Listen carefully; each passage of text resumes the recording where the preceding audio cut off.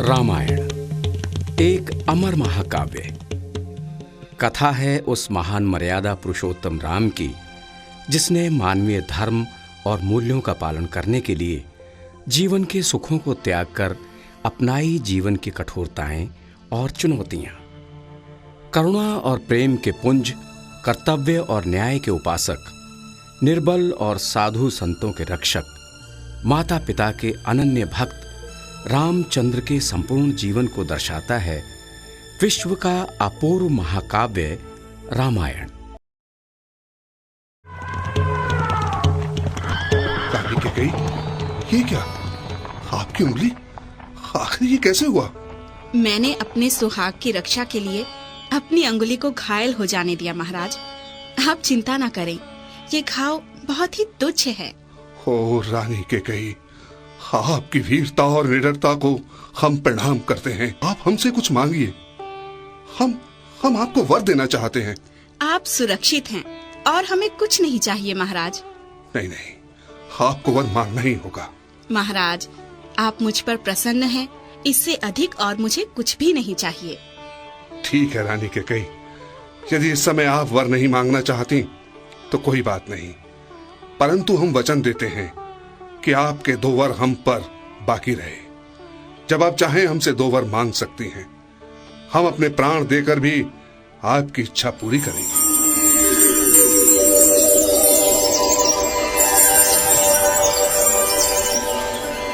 ऐसा महान था महाराज दशरथ का प्रताप। आज यद्यपि कौशल राज्य में सभी जगह सुख, शांति और ऐश्वर्य व्याप्त था, लेकिन फिर भी कौशल नरेश महाराज दशरथ का मन अधिकतर व्यथित रहता था। राजा दशरथ की 3 रानियां थीं, महारानी कौशल्या, महारानी सुमित्रा और महारानी कैकेयी। जीवन में अपार सुख समृद्धि होने के बावजूद दशरथ को अपना जीवन सूना सूना लगता था।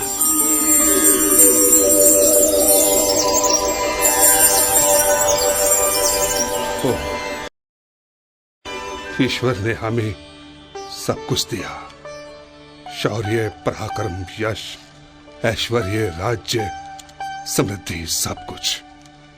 अगर नहीं दिया तो संतान का सुख। अब हम वृद्ध हो चले हैं, लेकिन कोई हमें पिता कहकर पुकारने वाला नहीं।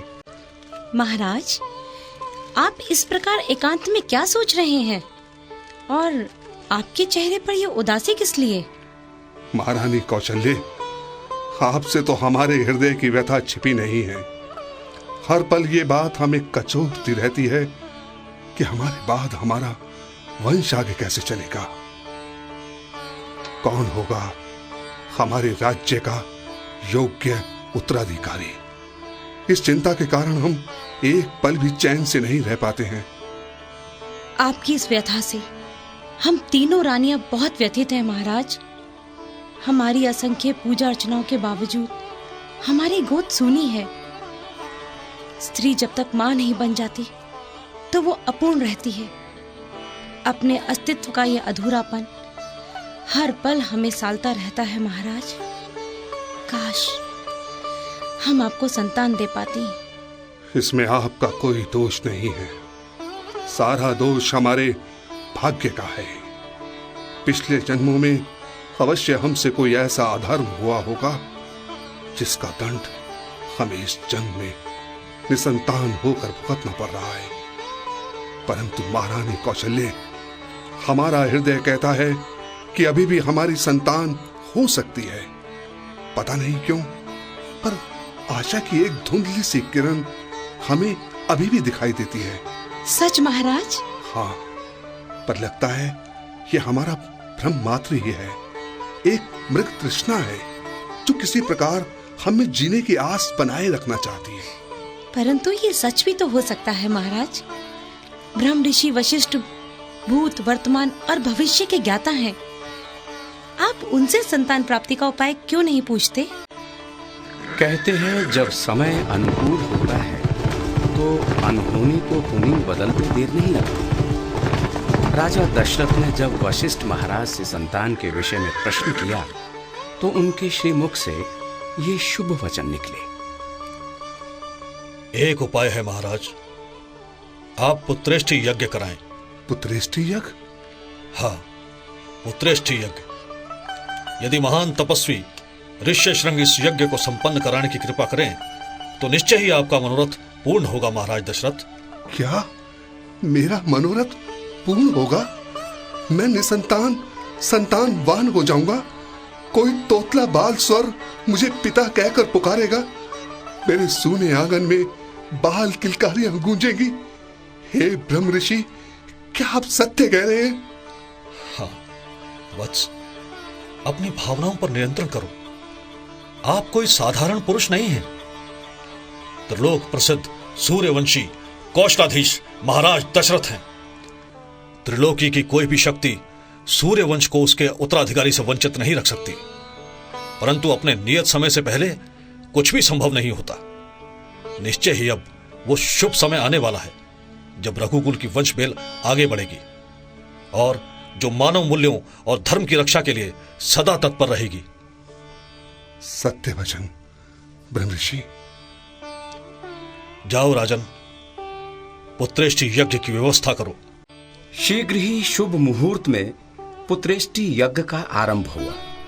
लगभग उसी काल में सभी देवताओं ने स्वर्गलोक में एक सभा का आयोजन किया।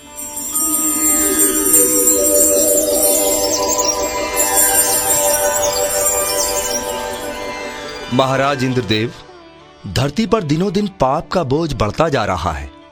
राक्षस राज रावण अपनी अपार शक्ति के मद में अंधा होकर चारों ओर अत्याचार कर रहा है। यहां तक कि उसने महाकाल को भी जीत लिया है। रावण का यह आतंक न केवल मनुष्य जाति के लिए अनिष्टकारी होगा, बल्कि हम सभी देवताओं के लिए भी अमंगलकारी होगा। देखिए महाराज, धरती मां भी गौ माता का रूप धारण करके आपसे सहायता की गुहार लगाने आई हैं। महाराज, मेरे सर से असुरों का बोझ हटाने में सहायता करें।